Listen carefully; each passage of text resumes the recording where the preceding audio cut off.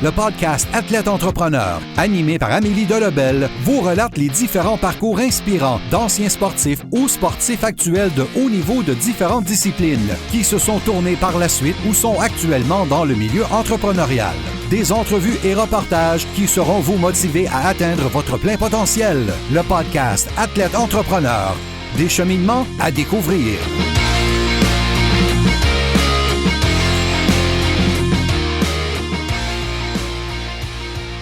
Bonjour à tous, ici votre hôtesse Amélie Delebel et je suis très heureuse de vous accueillir sur mon podcast Athlète Entrepreneur pour cet épisode 097 avec David Ouellette.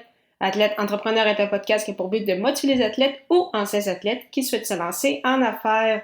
Avant de vous parler de mon invité du jour, je voulais vous inciter à rejoindre le seul groupe Facebook d'athlètes entrepreneurs de la francophonie. Que vous y retrouverez une belle communauté d'échanges, de partage et de conseils pour aider votre entreprise à passer au prochain niveau ainsi qu'à agrandir votre cercle de contacts. Pour ce faire, simplement aller au ameliedelebel.com/groupe et répondre à 3 petites questions. Au plaisir de vous accueillir. Pour cette émission, j'ai le plaisir de discuter avec David Ouellette, un hockeyeur qui a évolué dans plusieurs ligues lors de sa carrière junior et depuis le début de sa carrière senior. En plus de continuer à pratiquer son sport de prédilection, le kinésiologue de formation est entraîneur des habiletés à son compte, en plus d'être responsable du développement athlétique chez Active Performance Institute. Sans plus attendre, je vous laisse à cette entrevue. Bonne écoute! Alors, je suis actuellement avec mon invité du jour, David Ouellette. Salut David, comment ça va? Ça va très bien, toi? Ça va très bien, merci beaucoup. David, est-ce que tu pourrais nous expliquer ton parcours dans le monde du hockey, de tes années dans le hockey mineur jusqu'à aujourd'hui?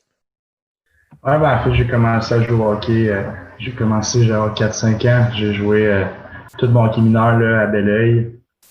J'ai vraiment grandi dans le monde du hockey parce que mon père était un joueur de hockey. Il devait jouer 2-3 fois par semaine. Il m'emmenait à l'aréna tout le temps. Fait que j'ai grandi là-dedans avec mon frère aussi qui jouait. Puis j'ai fait mon parcours mineur avec Belleuil. Et ensuite, là, j'étais allé jouer au hockey collégial 3 là, à Thetford Mines. J'ai passé après ça en Ontario, dans la Ligue junior B de l'Ontario, où je pouvais faire mon bac en sciences d'activité physique en même temps. Et là, maintenant, depuis que j'ai terminé mon junior, là, je joue dans la Ligue senior là, de Richelieu, là, un peu plus récréatif.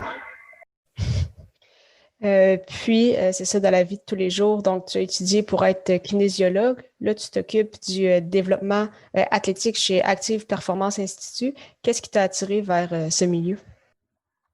En fait, j'ai toujours voulu trouver un moyen de rester dans le game, de rester dans le monde du hockey le plus longtemps possible. Puis, je me suis rendu compte à un moment donné que il y avait de fortes chances que je monte pas jusqu'en Ligue nationale. Donc, le moyen que j'ai trouvé, justement, ça a été par la préparation physique. Ça me permet de rester là avec les joueurs. Ça me permet d'être aussi tout le temps dans le monde de la compétition.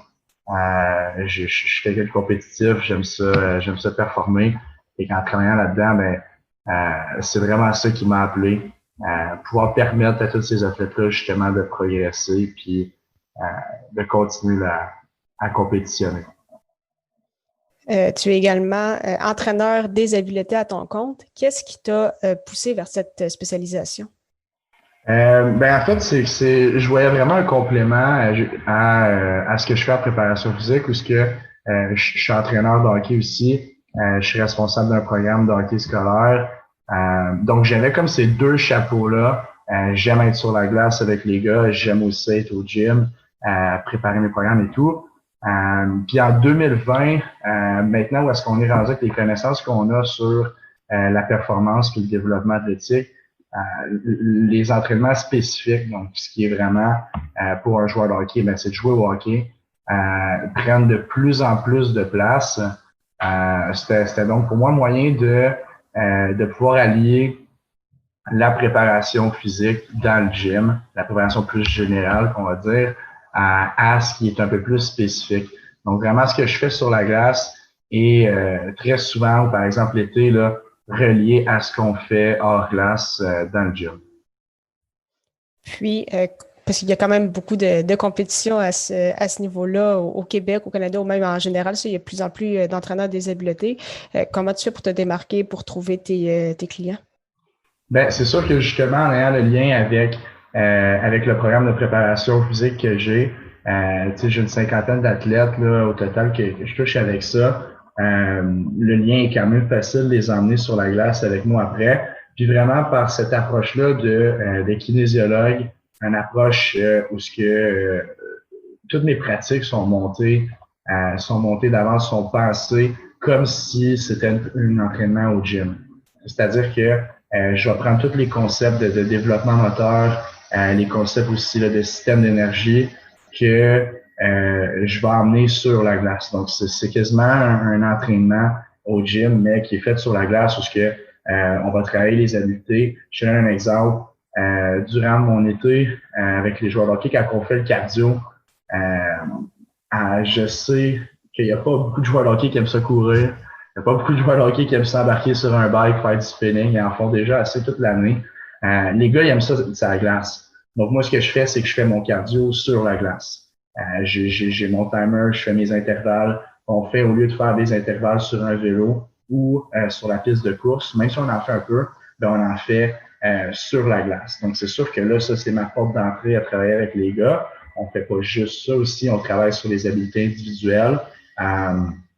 Où ce que là, après ça, les gars sont déjà sur la glace avec moi, ça me permet de leur démontrer que je connais ma game aussi, puis que je suis capable de les aider là-dedans. C'est sûr que pour moi, les habiletés de base, on est comme un peu en train de se perdre, là, parce que, tu sais, comme tu dis, il y a tellement de skills coach, il y en a tellement partout. Je trouve qu'on perd un peu là, l'idée de la game de hockey. Maintenant, tout le monde est rapide, tout le monde a des mains, parce que tout le monde a un skills coach. Après ça, personne ne sait comment l'utiliser, ou très peu. Donc, moi, j'essaie vraiment de garder un focus sur la game, sur les tactiques individuelles, avec le développement des habiletés de base. C'est un peu l'avantage que je me donne par rapport aux autres entraîneurs. Très intéressant. Puis, qu'est-ce que la COVID a eu comme impact? Parce que là, tu dis que tu t'es lancé récemment. Donc, c'est quand même des conditions un peu difficiles pour se partir en affaires, pour partir un projet. Donc, comment ça s'est déroulé pour toi? Puis, comment tu t'es ajusté? En fait, c'est dans le fond, le programme de hockey là, d'entraînement d'été, c'était ma 3e année cet été. On avait une belle progression, justement, une dizaine, ensuite une vingtaine. Là, cet été, j'avais une trentaine de gars qui venaient s'entraîner avec moi. Puis là, avec la COVID, on n'a pas pu s'entraîner au gym. Donc, ce que j'ai fait, c'est que j'ai monté un programme d'entraînement en ligne où j'ai monté mes programmes pour chacun de mes groupes d'âge, mais pour qu'ils puissent faire ça à la maison. Je filmais, dans le fond, les mouvements. Je filmais les entraînements à faire par eux autres, dans le fond. Puis, je faisais même une évaluation. Les gars, ils se filmaient eux autres en train de faire certains mouvements. Ça m'a permis de personnaliser l'entraînement. Donc, j'ai réussi à rester, là, les gars sont restés accrochés. Il y avait juste ça à faire aussi. Donc, c'est sûr que cet été, leur entraînement, que ce soit là, la portion, ils ont fait un 2 mois en ligne, là, ils ont fait le mai-juin en ligne. On se rencontrait une fois par semaine sur Zoom. Ça me permettait justement de prendre des informations sur comment leur semaine avait été. Je les rencontrais toutes par petits groupes, par leur groupe d'âge. Mais ça me permet d'aller chercher des informations. Mais que ce soit aussi la portion qu'on a faite en gym quand on a eu le droit là, de recommencer en juillet-août. Les gars se sont entraînés énormément, beaucoup plus que normalement parce que il n'y avait pas de travail d'été, il n'y avait pas de saison de hockey d'été, il n'y avait pas de 3 d'été pour les plus jeunes. Puis pour les plus vieux, la plupart, tu sais, mes gars universitaires, mes gars juniors, leur camp d'entraînement ont commencé beaucoup plus tard. Donc cet été, ça a été moi, d'une perspective de préparateur physique, c'est un été merveilleux parce que j'avais tous les gars quand je voulais au gym avec moi. Il n'y en avait pas un qui me disait ouais j'ai ma saison de soccer de Pee-wee, là il n'y en avait pas. Il n'y avait rien d'autre à faire que s'entraîner, donc ça a été un super bel été pour ça. Puis justement, par cette portion-là en ligne au début, je pense que c'est ça qui m'a permis de remplir le gym après ça, quand on a eu le droit de recommencer. Je te dirais que, par exemple, le 2e confinement là, depuis octobre, c'est sûr que ça a été un peu plus difficile au début parce que il n'y avait plus rien. Là. Les gyms et les arénas étaient fermés. Mais par contre, à partir là, de la 2e date, là, c'était du 8 au 28, je pense, Et quand ils ont annoncé là, en début novembre qu'on aurait le droit de faire des entraînements privés sur les glaces, ben là, ça continue, ça va bien. La demande est très forte, c'est sûr, parce qu'ils n'ont pas d'autres hockey non plus. Donc, la demande pour l'entraînement sur la glace, présentement, c'est ça que je fais le plus, parce que l'entraînement au gym, ben, les gyms sont fermés. Donc, c'est sûr que je reprends un peu la formule en ligne que j'avais au début du premier confinement, mais c'est sûr qu'il y a moins d'activité à ce niveau-là. Mais somme toute, c'est d'être capable de garder ses pieds en mouvement là, puis de s'adapter. Donc là, on s'est adapté. Je fais beaucoup de one-on-one sur la glace. Puis, ce serait quoi tes objectifs pour les prochaines années, tant du point de vue hockey personnellement que justement avec ton école, avec tes entraînements? C'est sûr, comme je touche à plusieurs choses, mais il y a plusieurs projets, là, il y a plusieurs objectifs. Si je vois juste mon programme de hockey scolaire, ben, c'est sûr que je veux pouvoir voir mes jeunes. Là, ma première cohorte, ça fait 3 ans qu'on a commencé. Ma première cohorte, ben, je veux les voir passer, là, ils arrivent en secondaire 5, les jeunes. Je veux pouvoir en placer le plus possible au plus haut niveau. Même chose pour mon programme d'entraînement d'été. Je veux continuer à voir les gars propulser, les gars et les filles. J'ai les filles aussi. Je veux continuer à les voir performer. La plupart là, que j'ai commencé aussi justement quand ils étaient plus d'âge bantam, midget, mais là ils arrivent là, dans les âges juniors où ils peuvent commencer à se démarquer puis à pousser leur game à un autre niveau. Donc c'est sûr que moi c'est de les voir là, continuer à progresser. Puis tu sais, c'est sûr qu'avec ça, mais il va avoir la notoriété, je dirais, la réputation qui va venir avec. Si mes joueurs performent, ben c'est sûr que je vais avoir de plus en plus de personnes qui vont venir me voir. Puis j'essaie tout le temps justement d'améliorer l'offre de service. Cette année, je rentre de la préparation mentale dans mon programme avec un de des gars avec qui j'ai fait mon bac qui est maintenant là, spécialiste là-dedans, il a fait sa maîtrise. Donc, c'est sûr que j'essaie toujours d'améliorer le service que je donne aux jeunes. Puis, en faisant ça, ben, je pense que justement, on va chercher le edge pour que je puisse les voir progresser puis performer, qui est selon moi là, l'objectif ultime, que chacun de ces athlètes-là réussisse à atteindre leurs objectifs personnels. À date, ça va très, très bien. Les gars qui s'entraînent l'été, ils arrivent dans leur camp, sont tous prêts. Puis cet été, ils ont vraiment tous réussi à atteindre leurs objectifs. On va essayer que tous les autres étés, ce soit la même chose aussi. C'est parfait. Pour terminer cette entrevue, j'avais quelques questions en rafale.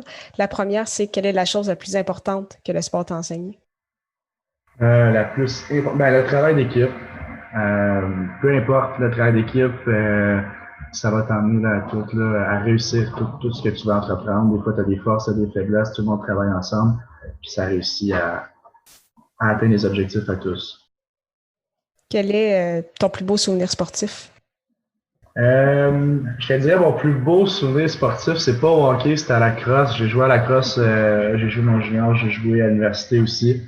Puis à l'université, on a réussi à battre McGill en série pour s'en aller au championnat national. Une histoire de fou, on perdait par 5 buts au 4e quart, puis on a réussi à remonter ça. C'était McGill qui avait pas perdu de la saison, McGill qui avait déjà eux autres réservé leur hôtel pour les championnats nationaux, puis ils n'avaient pas gagné. On a pris leur chambre d'hôtel, puis on est allé aux nationaux.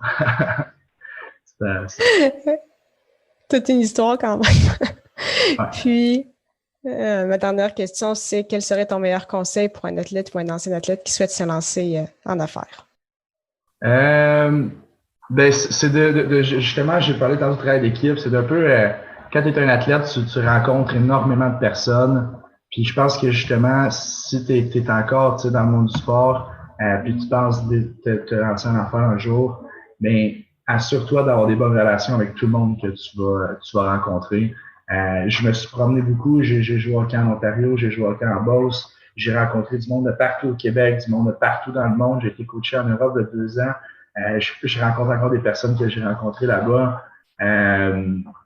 parce que justement, je me suis toujours dit, peut-être qu'à un moment donné, je vais être à North Bay, puis je vais avoir besoin d'un conseil. Hey, j'ai joué avec quelqu'un de là. Je vais être à Chicoutimi, puis je vais avoir besoin de quelque chose. Hey, j'ai joué avec quelqu'un de là. Tu sais, tu crées des relations. Puis ces relations-là, surtout quand tu te lances en affaires, ça va devenir ça devient de l'argent pour toi. Tu sais, ça vaut de l'or, ces relations-là que tu bâtis par le sport, par les équipes peut-être que tu vas faire, ou même les personnes que tu vas affronter, tes adversaires. Mais c'est parfait. Mais merci beaucoup, David, pour ton temps. C'était vraiment très, très intéressant. Ouais, c'est un plaisir. Merci à toi. Merci beaucoup encore une fois à David Ouellette pour son temps et en souhaitant que vous ayez apprécié ce 97e épisode officiel d'Athlète Entrepreneur. Si c'est le cas, vous pensez qu'il pourrait aider ou inspirer une personne de votre entourage, partagez-lui. Pour mes prochaines entrevues, si vous souhaitez que je discute avec des athlètes entrepreneurs en particulier, vous pouvez m'envoyer vos suggestions via la page Facebook de podcast Athlète Entrepreneur. Merci encore une fois pour votre confiance et à la semaine prochaine pour une nouvelle entrevue.